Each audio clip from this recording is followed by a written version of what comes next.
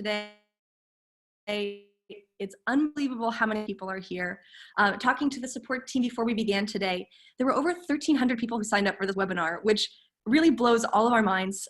We were thinking like maybe 100 people would join. This has really become a resource of passion, right? We've been working on it for the past year, and so we've just been so excited to share it with you, and even more exciting to get a chance to walk you through the resource today. The point of today's session is really just to give you an insight into why we designed this resource and to give you some ideas of how you might use this resource individually and with your teams. So we're going to get started with a little activity. So I'm going to show you a picture on the screen, and I'd like you to, as quickly as possible, recognize what color is the sky.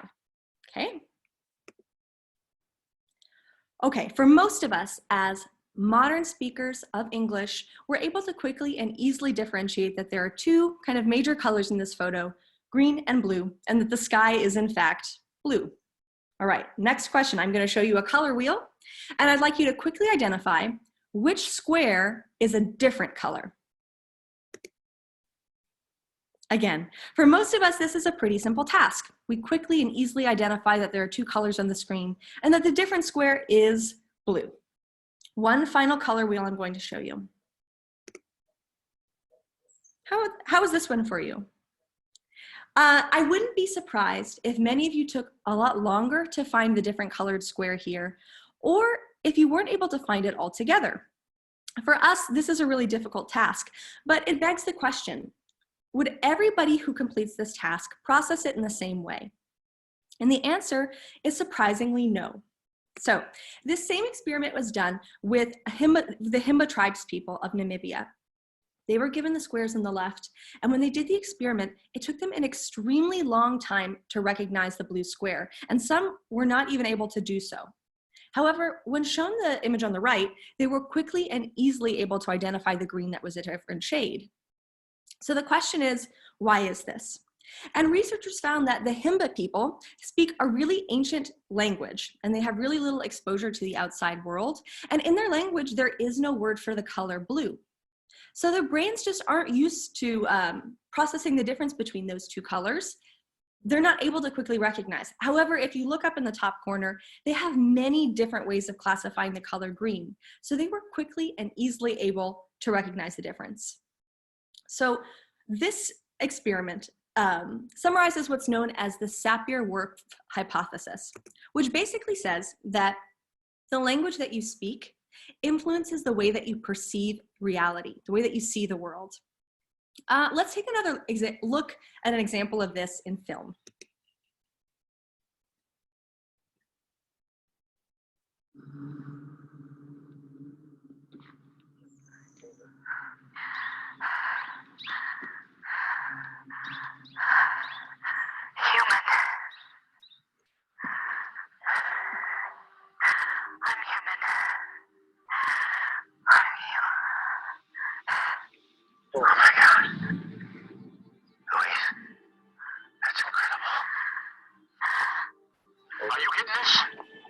Sir, it's uploading back to base camp.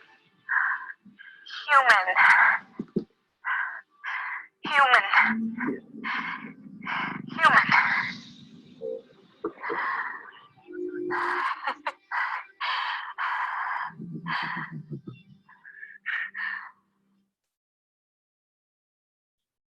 Okay, one second, let me get back into present mode.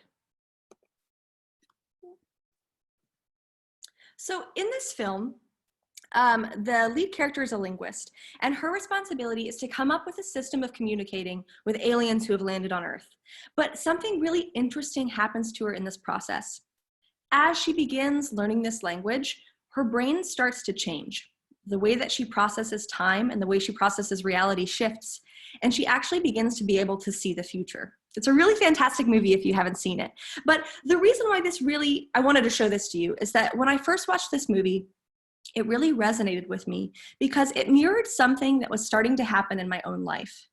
No, I wasn't starting to see the future, but I was starting to speak the PYP. Let me give a bit of context. So my husband is also an IB teacher, and at this point, we've been in the framework for around 5 years teaching. And we noticed something kind of weird happened. We started kind of changing the way we were talking and seeing the world. So when we were watching TV or if we were going for a drive, we suddenly started explaining the world through connections. Everything became an example we could use in our unit or a dream unit that we might want to teach one day.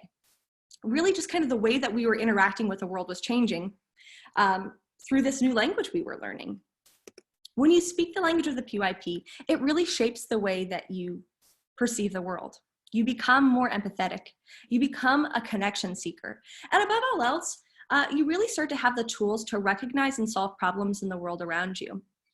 And when I realized this kind of transformative power of the language of the PYP, I became really passionate about it. I joined Twitter and started making visuals.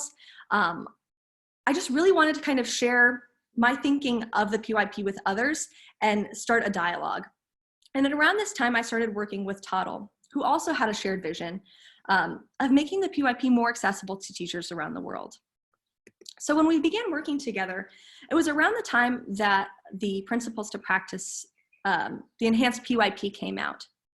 And I loved the Principles to Practice, right? I was a real nerd about it. I read it all the time. I felt like there were so many aha moments. It clarified so many misconceptions for me and answered so many questions. It really reflected to me what the PYP meant. But I kept thinking to myself, if I didn't already speak this language, would this document feel accessible? Would I feel like I was finding answers or just more questions?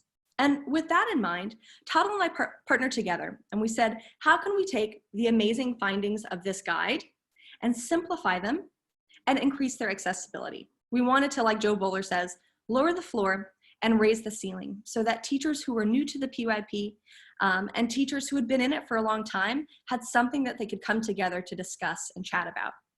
So let's take a look at exactly what a page from the guide looks like.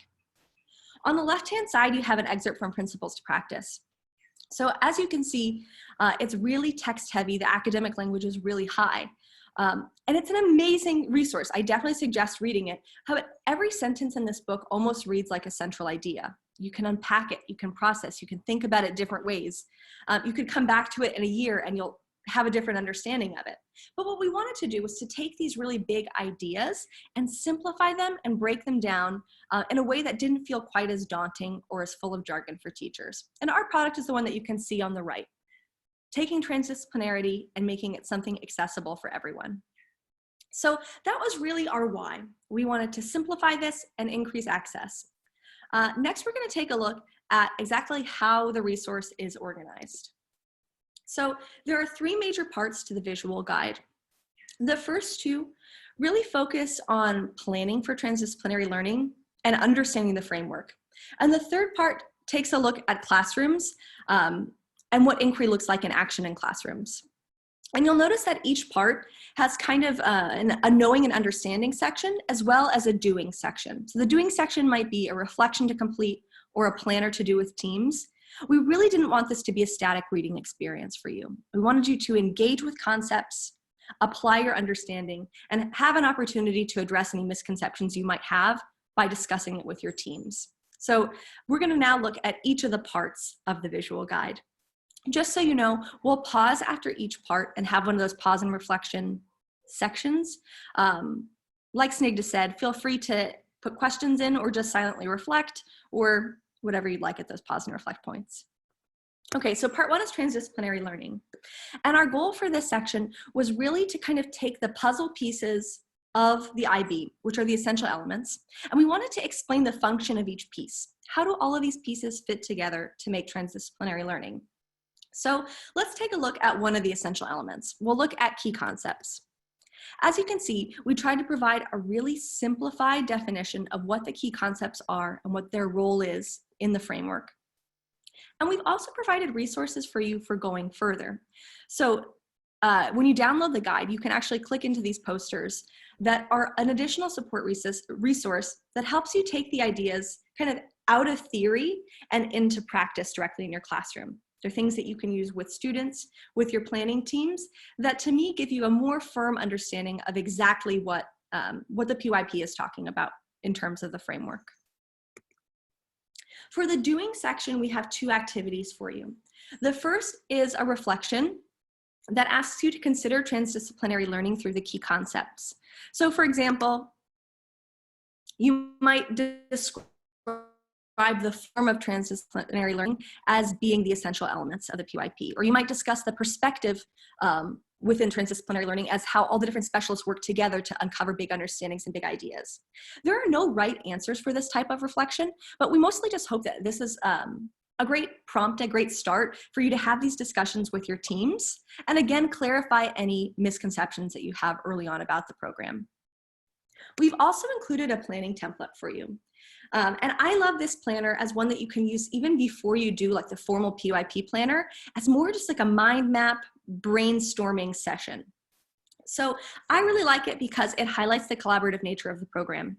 There's a space for you to consider each of the subjects and say, could we use this subject to help uncover the big ideas of the central idea?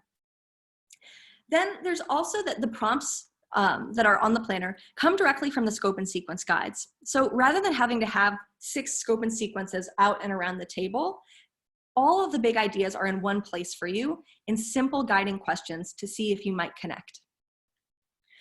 Also, I find that with new teams, there's a temptation to jump right into planning activities. You know, like, oh, we're doing materials unit, and you want to, what learning engagements are we going to do?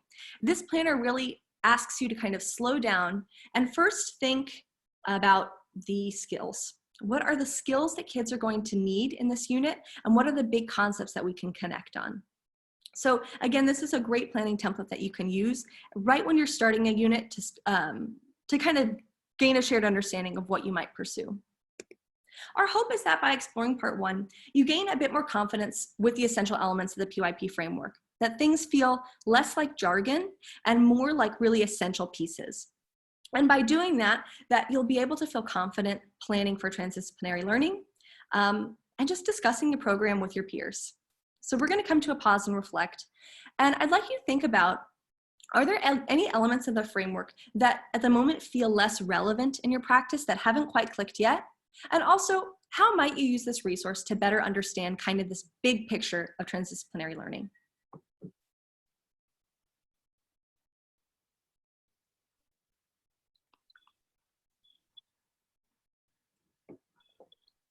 All right, I'm just going to look at the chat to see what everybody's thinking. Abhishri says, I like how the guide lifts up the importance of considering subjects before jumping into activities. Neil feels that taking action is pretty important, but also difficult in remote learning contexts. We'll get more into action in the part 3. There's like a simplified inquiry cycle, and action has its own planner that I'm really excited to share with you. All right, and while everybody reflects on this, I also just want to share that we will be sharing this recording with everybody who had registered. And we're also planning to have a second session because of the overwhelming positive response. So if you have friends or colleagues who have not been able to get in, please don't worry about it. We will share everything with them. Fun. All right, are we ready to keep going? Okay, did the video work okay? Yes. Awesome. So I've got one more video. I just wanted to make sure. Okay, cool. Let's keep going. So part 2 is the section that I'm probably most excited to share with you, because in the pause and reflect, I asked you to think about which part of the PYP maybe feels less relevant in your practice. And for me, the ATL was really the last piece of the puzzle that clicked into place. But once I really understood the ATL and its function in the framework, I feel like it all just kind of miraculously came together. So I hope that this resource helps you get to that same place. It's a great tool to use for teams who are feeling pretty confident with the framework generally and are ready for maybe some next steps on how to go further with the framework. So in the beginning of part 2, we just simply outline what are the ATL, what are some best practices you can use in your classroom.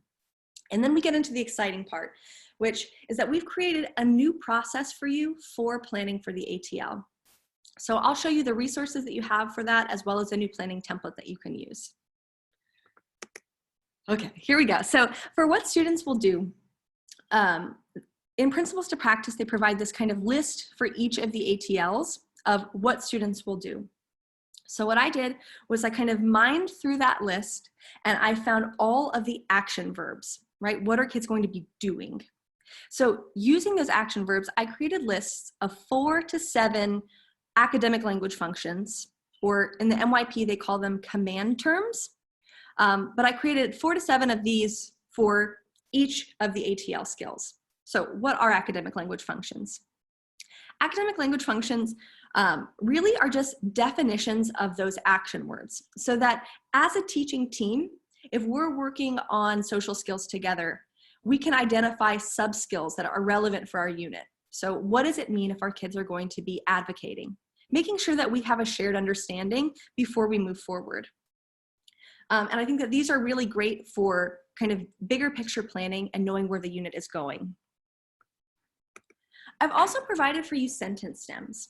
So these are organized using solo taxonomy, going from less complex ways of understanding to more complex ways of understanding. And I think the sentence stems are really important because they give teachers an idea of what it sounds like when kids are confident with the ATL. So as a teacher, you might hear your students and be able to set goals for moving them forward. As a student, I can also set my own personalized goals by recognizing kind of where my thinking and language is. I also think that it's really cool to give kids sentence stems in general because it allows them to practice with these higher language, academic language functions in kind of lower risk environments. So these are things you can share directly with your students. They're also stems that you can modify as needed.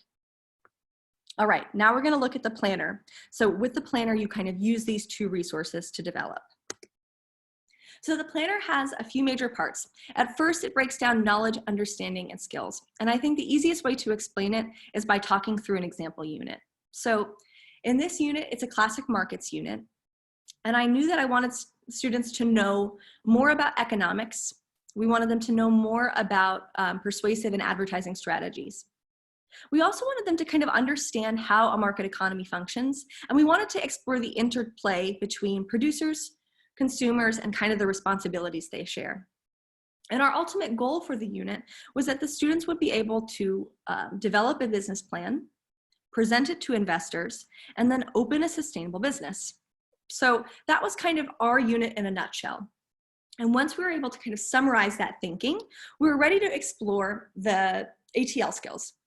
And what skills would students need to be successful in this unit?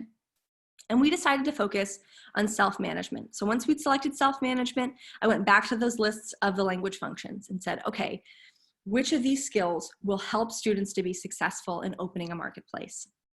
So I chose 3 language functions: suggest, apply, and prioritize. And then using those language functions, I created I can statements that really connect the ATL and the content.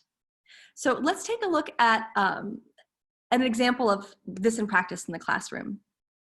So one of the tasks we knew would be really challenging for the students was that they were going to be asked to create a business plan and present it to investors. And there are just so many skills embedded in this one task that we wanted to give students the opportunity to practice each of those skills kind of before assessing them on this. So for example, suggest. I can use persuasion to convince people to invest in my product. At the beginning of the unit, we introduced them to this word. What does it mean to suggest something to someone? We explored persuasive strategies in writing, in speaking, in multimedia. They had opportunities to suggest things to me, to each other, to their parents. They had so many opportunities to use this skill in low-risk environments that by the time they came to the task of actually presenting to investors, it wasn't intimidating to them. They had all the skills that they needed to be successful. So I love this planner. It's had the most profound impact on my practice because it does 2 things. The first is that it makes you have to be able to kind of summarize your unit, right? You have to know what kids will know, understand, and be able to do, the big picture thinking. And the other kind of awesome part about it is that the ATL kind of becomes this bridge between knowing and understanding and doing. So again, I think that if you're up for it, this is a really cool planner to try out. Our hope is that you come away from this section feeling more confident about the ATL and more confident about how to explicitly share academic language in your classroom. So we're going to do another pause and reflect here. And I'd like you to think about how you're currently planning for and assessing the ATL, as well as what steps do you take to make academic language more accessible for all of the learners in your classroom.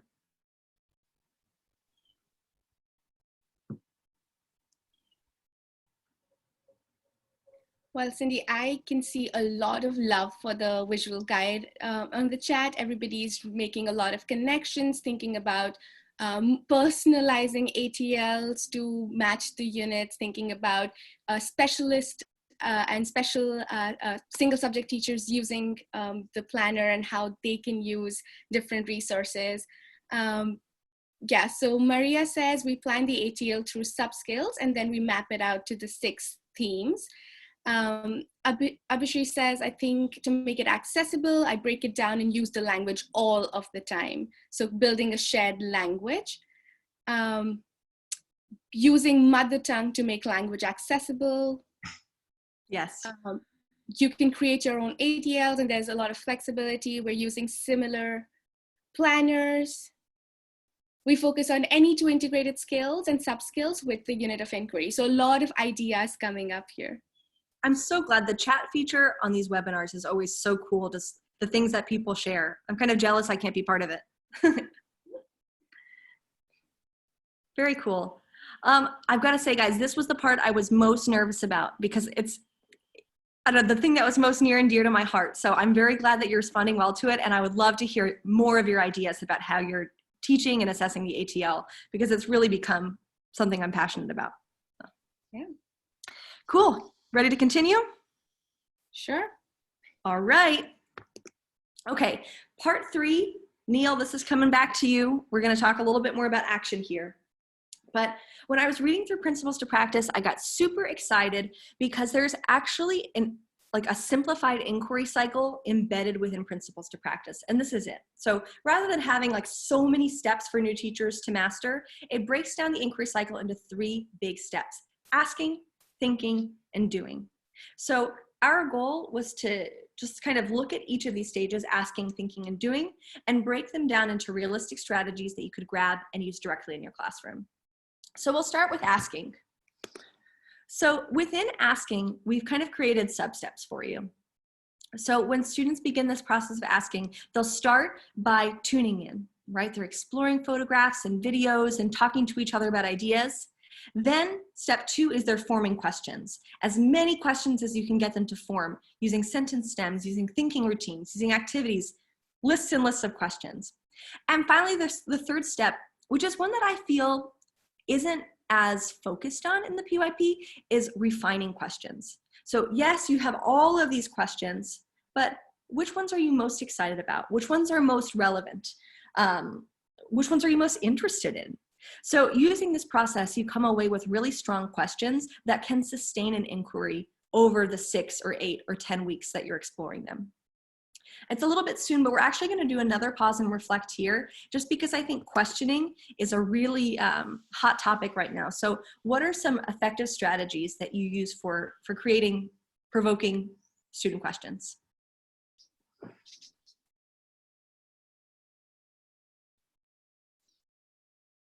So Ayushi says, see, think, wonder, using visual aids. Purvi says, I think exploration helps to navigate students and their perspectives, lots of visible thinking routines. Yes, a lot of think, puzzle, explore, question matrix, think, pair, share. So a lot of visible thinking routines coming up here. Awesome. Scaffolding through question matrix, thick and thin question strategies, KWLs. Yeah, I found questioning at first was a really big challenge in my classroom. And to me, using this kind of 3 steps of getting kids excited, getting all the questions, and then the last step was really the one that was the hardest for me, because there were all of these beautiful questions and I felt really guilty if we didn't explore all of them. But sometimes kids aren't even interested. They just kind of write down something random and then you feel like this. So, I don't know. I think it's great to have that dialogue with kids of what are you really interested in here? Kind of the Definitely. And Barry says that teaching children explicitly how to ask questions and then differentiate between the different levels of questions. That's a great idea. Beautiful. Yeah. Barry Grogan, maybe. I feel like I see that name on Facebook all the time. Yeah. Cool. That's it. Hey. All right. Next, we'll go into kind of the other steps of the inquiry cycle. So next, we'll look at thinking. Thinking, we broke into two big processes, curating and processing. So to me, curating is more often the teacher side of things. So what are we doing on the front end to really prepare kids to understand these new concepts? And processes are kind of what are the routines and what are the processes that they'll use to go through this information and make sense of it and make generalizations. So I'd love to give you an example from my classroom of curating and processing in action. So this is for my Ancient Civilizations unit. We'll start with curating. So in the video, you can see this is kind of like an interest station that I set up. So there are kind of artifacts to pique interest, lots of books, interesting factoids, little games that they could play, just to kind of get them excited about looking at these different civilizations and seeing what they already know about them. I also curated this Padlet.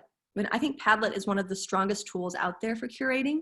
And on the Padlet, you can see it was organized by the different choices of civilizations they had to study. And I included books and videos and images and interesting facts for them just to kind of explore. And I also provided a research organizer. So as they're processing through this information, what kind of information were they looking for? So this is, to me, a great example of curating, the kinds of things that you do to promote thinking in those early stages. The next section is processing. And in my Toddle Ties talk, I talked a lot about the grasp tasks. So this is, again, an example of a grasp task. We were opening a museum. And as a class, we were processing all of our information through this big lens of, well, we're learning these things to open our museum, to share them with the world. So this is 60 seconds from my classroom. And I really think it gives a cool picture of what processing looks like as kids are engaged in a process of inquiry.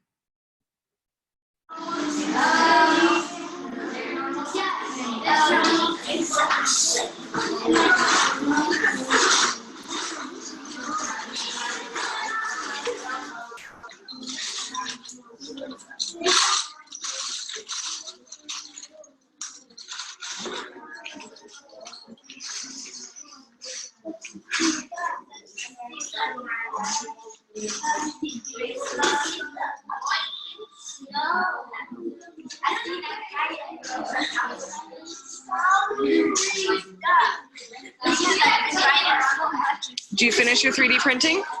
No, Mr. Michael is. Okay, he's gonna work on it when he gets back? Okay.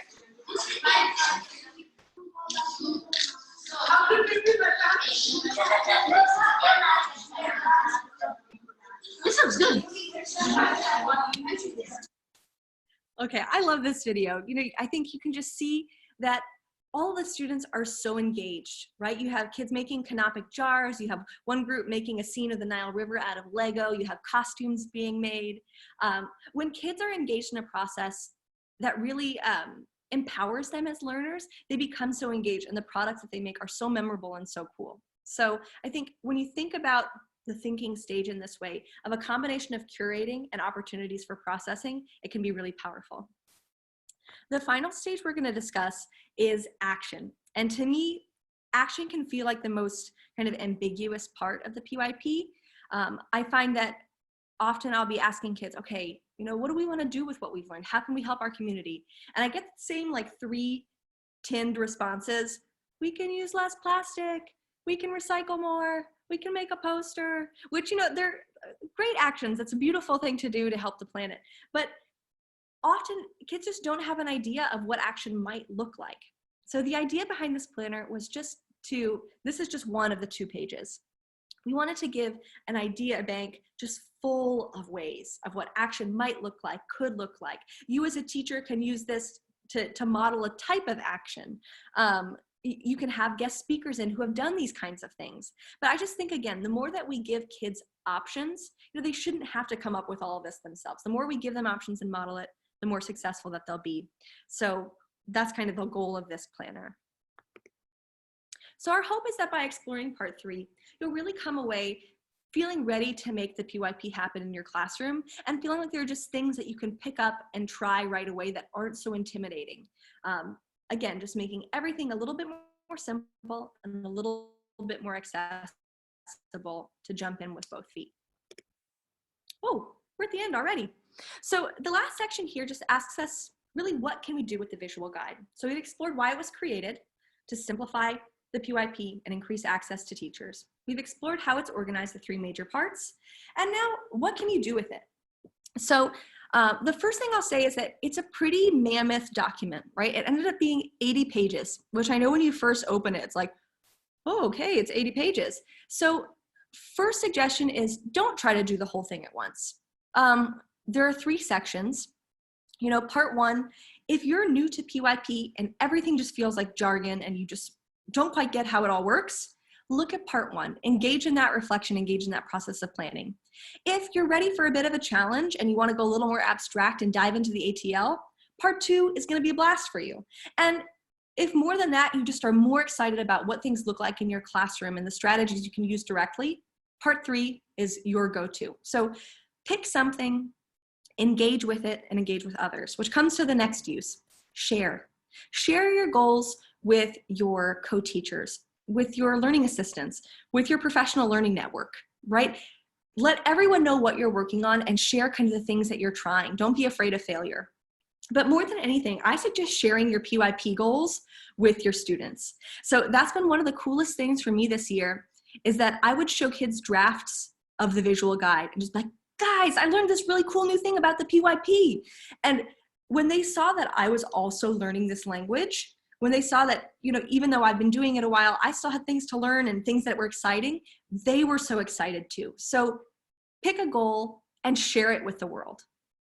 And the last thing is make it visible. The Toddle graphics team went above and beyond. I think that this resource is so beautiful. So we encourage you, please print this out and put it somewhere. Not the whole thing, but just, you know, a page or 2 you like, or bookmark it or make it your background. Or better yet, start reading principles to practice and make your own visual guides, make your own information and share it with the world.